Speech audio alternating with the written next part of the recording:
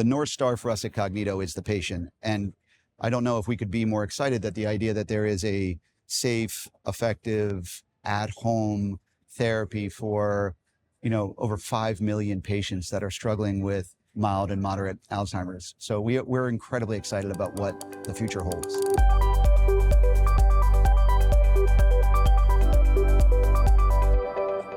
Cognito Therapeutics is a company on the cutting edge of Alzheimer's disease. They've developed this wearable device that helps patients preserve cognition. I'm joined now by their CEO, Christian Howell. Christian, welcome to the New York Stock Exchange. Thank you so much for having me. Can you tell me about this device? Where is its origin? How did this all start? It's really exciting. We're trying to take a very different approach into brain health. So the device and the technology was really discovered out of MIT. So two pioneering neuroscientists, Dr. Liwei Tsai and Dr. Ed Boyden, literally met in a hallway. And Dr. Tsai had been studying the different brain rhythms and the biology that corresponded to the various activity of the brain. And Dr. Boyden had established a career in optogenetics, which is a study of using different modalities to kind of activate the brain. And they got together and they said, well, what if we could activate the brain to a particular level to drive biology that could be very important to preserving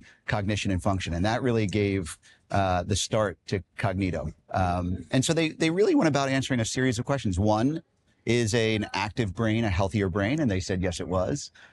Two, what happens when the brain is most active, which is a activity level we call gamma? And what they found was that the brain started to express very important biology for expressing synaptic proteins and myelin generation. There's a system of filtration in the brain called the glymphatic system that came online, and it improved vasoactivity. So that was incredibly important because all of those things really contribute to creating a protective environment for the brain.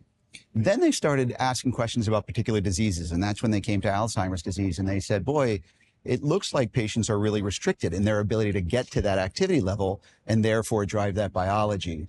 And then the last question was, could they safely stimulate the brain to that level and really over a period of time so that you could get a expression of those sort of key elements? And they found that they could, and that the most effective way to do it was actually stimulating the optic nerve and the auditory nerve with sound and light. And so that's where we've developed this headset, which allows patients to sit comfortably in their home for an hour. They receive light therapy, which stimulates the optic nerve, and sound therapy, which stimulates the auditory nerve, all of which creates a very important neuroprotective and biologic expression in the brain. Would you say this is a workout for the brain? Is is what it's doing in response to this sound and light, is that versus like the brain just atrophying and not really being active? Is that what is preserving cognition? It's a wonderful comparison, right? So we learned years and years ago that if we stimulated the heart to a particular heart rate, then we would see this really important downstream biologic expression that would preserve not just cardiovascular, but cardiometabolic health. And the same is true within the brain. So we have 5 different levels of activity. But when the brain is most active at gamma, or what we call 40 hertz, which is the level of oscillation in the brain has all of this downstream biology. And so, yeah, it is very similar to the brain sort of being stimulated, or that same effect that you have when you see someone exercising. So this is in clinical trials right now. You don't yet have FDA approval. Can you talk about if you're seeing any efficacy data from these trials, and what is your timeline to getting FDA approval? Yeah, it's a great question, and it's something actually we're very proud of. So one, because the device is so safe, right, in the way that we stimulate device, and because the device can be used in the comfort of someone's home, it allows us to very effectively do clinical research. So we are currently in our 5th human study. We just recently enrolled patient 673 in what will be a 12-month randomized sham-controlled trial, which is the largest non-pharmacological study ever done in Alzheimer's disease. So we're very proud of that. But in our phase 2, what we saw was a very profound impact on the preservation of cognition and function in patients. So when we compared the active arm against the sham arm, we saw a 77% preservation of function. And those are the activities of daily living that Alzheimer's patients oftentimes struggle with as their disease progresses. We saw a 76% preservation of cognition. So that's things like memory and recall.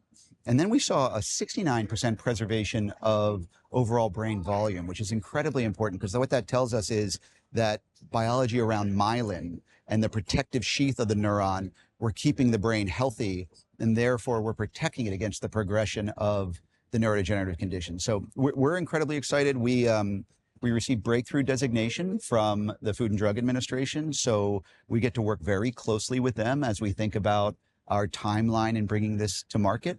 Our current study, the HOPE study, our last patient into the study was in July 1st. So our last patient out will be 12 months later in July of 2026. I would expect us to have our top line kind of data readout from that sometime in August of 26.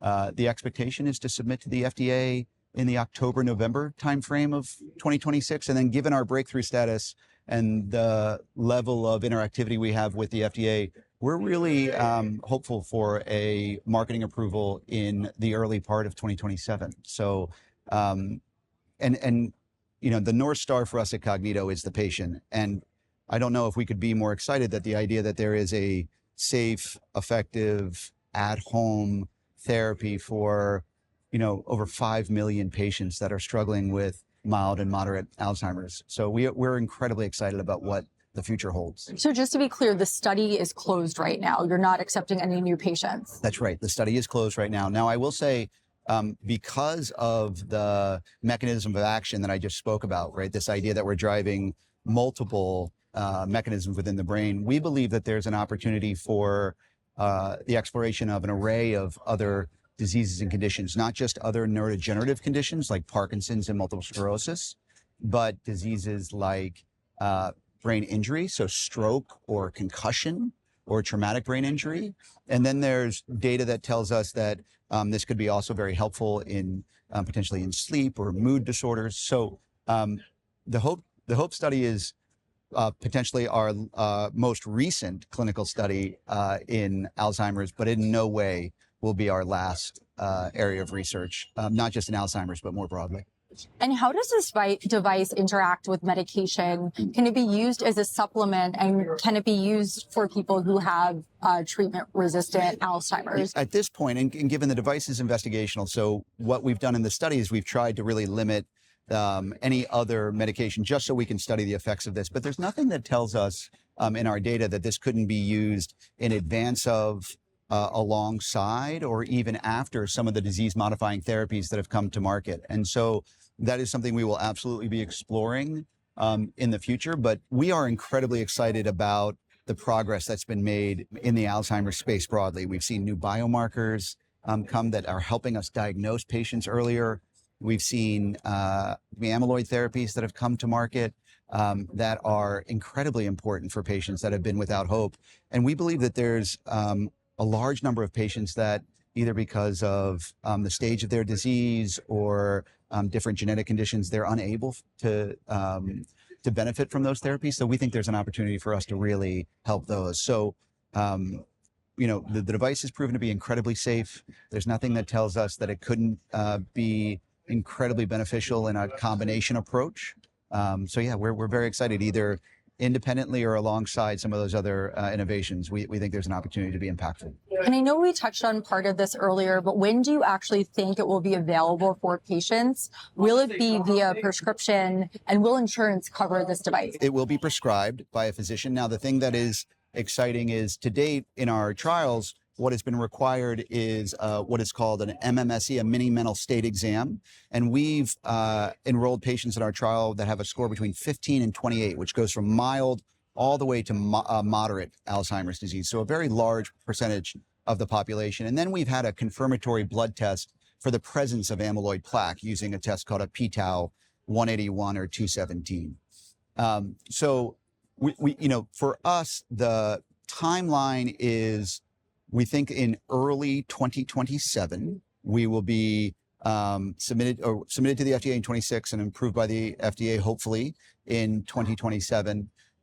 But device therapy and drug therapy are quite different. So there is still a path that we're going to be taking to gain coverage and reimbursement from CMS. Now, the exciting thing is because we've made the decision to make such a significant investment in our pre-market research, we feel like we're really well positioned to answer the questions of insurance companies and CMS when it comes to the cost effectiveness of the disease, which is really very different than most device companies today. So we believe that we'll be able to find a pathway to coverage for the large majority of Americans very soon after we receive our FDA marketing approval.